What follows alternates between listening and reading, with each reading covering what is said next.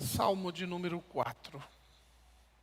Salmo de Davi, número 4, salmo que o nosso querido rei Davi, que faz parte de nossa história desde a infância, desde aquele momento em que Samuel, amando do Senhor, vai à família de Jessé e lhe escolhe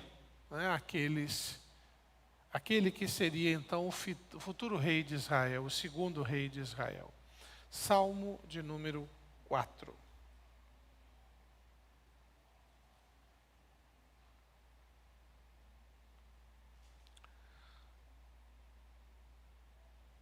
Diz assim: responde-me quando clamo, ó Deus, que me fazes justiça. Dá-me alívio da minha angústia, tem misericórdia de mim e ouve a minha oração. Até quando vocês, ó poderosos, ultrajarão a minha honra? Até quando estarão amando ilusões e buscando mentiras? Saibam que o Senhor escolheu o piedoso, o Senhor ouvirá quando eu o invocar. Quando vocês ficarem irados, não pequem ao deitar-se, reflitam nisso e aquietem-se. Ofereçam sacrifícios como Deus exige e confiem no Senhor. Muitos perguntam: quem nos fará desfrutar o bem? Faze, ó Senhor, resplandecer sobre nós a luz do teu rosto. Encheste meu coração de alegria, alegria maior do que a daqueles que têm fartura e de trigo e de vinho. Em paz me deito e logo adormeço, pois só tu, Senhor, me fazes viver em segurança. Amém? Pode sentar, irmãos? Eu vou ler este mesmo salmo, mas agora vou lê-lo numa outra versão, que é chamada Bíblia Viva. Quero que você preste bastante atenção. Ó meu Deus, aos teus olhos fui considerado justo. Por isso, escuta e responde o meu pedido de ajuda. No passado, quando estive em dificuldades, tu me livraste. Dá-me mais uma vez a tua ajuda bondosa, escuta a minha oração. E vocês, meus inimigos, até quando vão zombar da autoridade real que recebi de Deus? Até quando vão correr atrás de sonhos vazios? Até quanto vão se deixar enganar pelas mentiras? Prestem atenção a este fato. O Senhor separa o homem obediente para viver ao seu lado. É por isso que ele me ouve quando oro e peço ajuda. Fiquem zangados, mas não levem sua revolta contra o Senhor até o fim. Quando forem se deitar, escutem suas consciências, admitam seus erros e acalmem o seu ódio contra mim. Ponham sua confiança no Senhor e limpem seus corações para oferecer sacrifícios agradáveis a Ele. Muita gente anda dizendo: Deus não é capaz de nos salvar. Ó Senhor, mostra que eles estão enganados. Coloca sobre nós a luz do teu rosto. Assim, a minha alegria é muito maior que a dos meus inimigos, apesar deles terem comida de sobra no tempo da colheita. Quando vou dormir, meu coração está em perfeita paz e tenho um sono bem tranquilo, porque tu, ó Senhor, me dás a mais perfeita segurança. Belo salmo, não? Um salmo em tempo de angústia. Davi, o rei Davi, aqui neste salmo, ele expressa mais uma vez sua confiança no Senhor. E ao escrever este salmo, ele o fez para o mestre do canto. Se você olhar, algumas Bíblias têm Salmo de Davi ao mestre do canto. Essa frase não faz parte do texto original. Mas ela faz parte da compreensão de que Davi, como rei, ele tinha um regente, um ministro de música, ou um diretor de música do templo. E aí Davi, como poeta, rei poeta, ele escrevia músicas. O salmo é uma música. Tanto que esse texto, ele possui 2 selá. É uma expressão em hebraico que é definido como pausa. É uma pausa musical. É uma pausa para reflexão. Como o pastor Wagner Vailate me ensinou, e gostei muito dessa frase, esse selar, essa pausa significa pare e pense. Não é apenas para parar e não fazer nada, é parar e reflita no que você acabou de dizer. E este salmo tem duas pausas, para que o povo possa refletir neste Deus, que é um Deus que cuida, sustenta e está sempre presente, mesmo nos momentos de angústia. Não sabemos em que circunstância o salmista escreveu este texto, mas podemos compreender que ele experimentava um momento de angústia. Verso 1. Ele só, Senhor, ouve a minha angústia, faze-me justiça na minha angústia. Ele enfrentava uma confrontação contra a sua honra. Haviam poderosos ali, pessoas possivelmente ligadas às famílias poderosas ali em volta, e de repente um outro reino poderoso, que estavam desonrando o nome de Davi, humilhando ele, falando coisas que não eram verdadeiras, eram ilusões e mentiras. Por isso que ele fala: parem de viver essas ilusões que vocês estão falando aí, de que Deus não ouve, de que eu não sou consagrado, ou que Deus não me chamou, e por aí vai. Possivelmente Davi enfrentava essa dificuldade dentro do próprio reino de Israel. E diferentemente de muitos homens que vivem a partir de intrigas, né? Se você é meu inimigo, vou arrumar uma coisinha lá e vou botar você para fora. Não. Davi, nos momentos de angústia, ele era um guerreiro. Se ele era chamado para a batalha, ele batalhava. Se ele precisava tomar uma decisão, ele tomava. Mas antes de qualquer ato desse, o que ele fazia? Ele buscava ao Senhor. É por essa razão que Deus diz que ele é um homem segundo o coração dele. Porque ele queria ficar sempre em sintonia com Deus. Davi entende que foi escolhido pelo Senhor, não por seus méritos próprios, mas por ter esse coração obediente à vontade dele. E conclama a seus inimigos que reflitam sobre suas decisões e atitudes. Assim também, para que eles possam oferecer sacrifícios aceitáveis a Deus. Deus não aceita ninguém diante dele se esse coração está marcado pela inimizade. Quem está em confronto com alguém por intenção própria, não consegue oferecer a Deus nenhum tipo de adoração. Ou melhor, pode até cantar, pode até fazer uma música bonita, mas não significa que Deus a ouvirá. Por isso que nosso coração precisa se manter em sintonia com o Senhor, porque o Senhor não avalia o homem por suas atitudes, mas sim pela intenção de seu coração. Davi destaca a importância de termos cuidado com a vida que vivemos sob o olhar do Senhor. Estamos neste mundo e vivemos sob o olhar de Deus. Quando paramos para nos preocupar com o olhar do outro, invariavelmente nos esquecemos de prestar atenção no olhar de Deus. Como diz aquele ditado popular que dizem, que infelizmente é uma falsidade, a voz do povo é a voz de... Isso é mentira. Nunca a voz do povo será a voz de Deus. E nem mesmo do povo de Deus. Aqui nessa terra, não. Porque, infelizmente, muitas vezes o povo de Deus está olhando mais as necessidades pessoais do que a vontade de Deus. Se existem profetas falsos, imagine se não existe povo falso. Portanto, quero que você nesta noite preste atenção no seguinte, ou preste atenção neste tema. Quando o Senhor olha para você, o que deve acontecer? Quando Deus está observando você, pondo o seu rosto sobre você, e Davi mesmo afirma lá na frente dizendo, coloca sobre nós a luz do teu rosto. Quer dizer, olhe para nós ilumine nossas vidas com o teu olhar, mostra-nos o que temos que fazer. Aquele ou aquela que tem a compreensão do olhar de Deus, em primeiro lugar, valoriza a justiça de Deus. O texto, lá no verso 1, agora na versão viva, diz assim: responde-me quando clamo, ó Deus, que me faz justiça.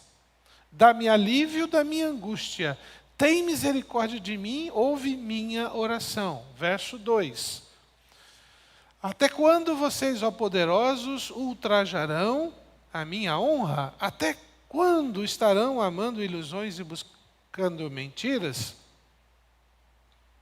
Vejam, esses dois versos nos diz o seguinte, que mesmo que aparentemente as dificuldades sejam intransponíveis e aparentemente injustas, a única maneira de superarmos isto e nos mantermos firmes na nossa confiança na justiça de Deus é confiar na justiça de Deus.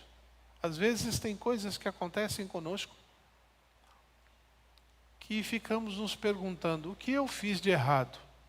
E estamos sofrendo algum dano, estamos perdendo alguma coisa, estamos sofrendo alguma dificuldade. É nesse momento que precisamos valorizar o ato de Deus, a justiça de Deus, o que Ele está fazendo. No momento podemos não compreender, Davi não compreendia isso. Senhor, estou em angústia. Mas Davi aqui valoriza quem? A justiça, o que Deus vai fazer. Mesmo que aparentemente sejam intransponíveis, precisamos nos manter firmes na nossa confiança no Senhor. Jesus nos ensinou o seguinte, irmãos: busquem, pois, o reino, em primeiro lugar, o reino de Deus e sua, e aí assim as demais coisas.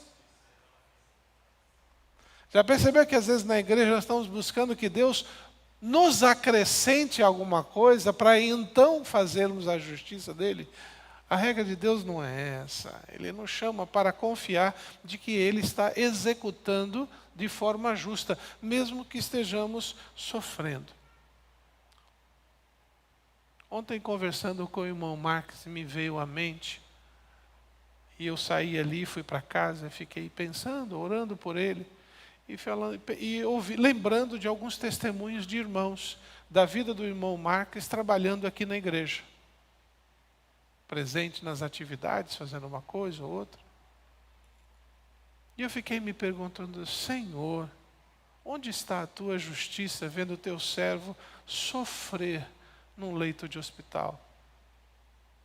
Eu pedi perdão pela frase, mas ao mesmo tempo falei, Senhor, o Senhor mesmo diz que eu tenho que lhe perguntar. Então, não somente ele, mas outros irmãos, membros da igreja. Pense no irmão Lessa. Um idoso atravessando a rua foi atropelado por uma bicicleta. Quebra a bacia e tem que ficar ali paralisado. Eu fiquei no hospital com ele desde 6 da tarde até 10 da noite, até ele ser colocado num leito totalmente monitorado, porque até então ele estava numa maca no corredor e eu em pé do lado dele. E não foi só ele, tantas outras pessoas ali naqueles corredores do hospital, que estava superlotado. E eu vi uma outra coisa, os médicos, enfermeiros, técnicos correndo de um lado para o outro. Eu não via ninguém fazendo descaso, ao contrário, eles tendo que atender 3, 4 pessoas ao mesmo tempo. Depois ele foi para o leito e ele sofre outro acidente. E do outro lado, aí fica a pergunta, onde está a justiça de Deus? Se olharmos sob o olhar do homem, vamos sempre reclamar da justiça de Deus. Mas quando olhamos sobre o plano maior de Deus, vamos descobrindo coisas que até então não sabíamos, que Deus estava operando e muitas vezes usando os seus servos para poder ministrar ao coração das pessoas. Já perdi a conta de ver pessoas sofrendo e depois descobrir que através daquele sofrimento a graça não somente fortaleceu aquela vida, como alcançou outras para Cristo Jesus. Lembrem-se, como falei no domingo, o Senhor tem um plano de reconciliar consigo o mundo. E nos chamou para quê? Sermos os ministros da reconciliação. E se somos ministros da reconciliação, Ele vai nos usar, conforme sua justiça, em ambientes que a gente acha mais estranho possível. Valorize a justiça de Deus.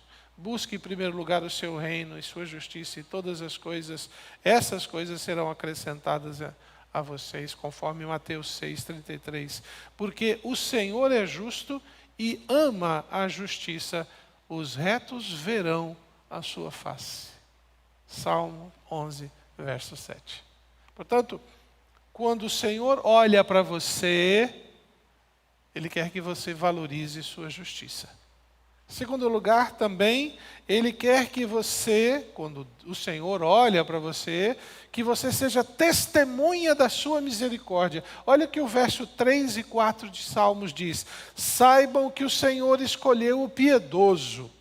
O Senhor ouvirá quando eu o invocar. Quando vocês ficarem irados, não pequem. Ao deitar, reflitam nisso e aquietem o coração. O apóstolo Paulo afirma que Deus, que é rico em misericórdia pelo grande amor com que nos amou, lá conforme Efésios 2,4, nos ensina que devemos demonstrar o mesmo padrão de misericórdia que recebemos.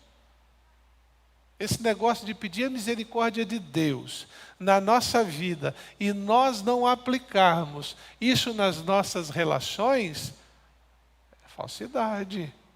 Isto é, seja testemunha da sua misericórdia. Você não experimentou a misericórdia de Deus quando aceitou-o como seu Senhor? Você não experimenta a misericórdia de Deus todos os dias quando você enfrenta situações e daí você para pensar, poxa, se dependesse de mim, eu tinha ido para um lado, mas o Senhor me levou para outro e agora eu estou bem melhor. Não tenho tudo aquilo que gostaria de ter, mas tenho tudo aquilo que preciso ter para ser melhor. O Senhor me livrou de uma situação difícil, que eu achava que não tinha solução. Eu vi a misericórdia de Deus na minha vida. Somos chamados para ser testemunhas. Assim como o Pai de vocês é misericordioso, precisamos ser misericordiosos.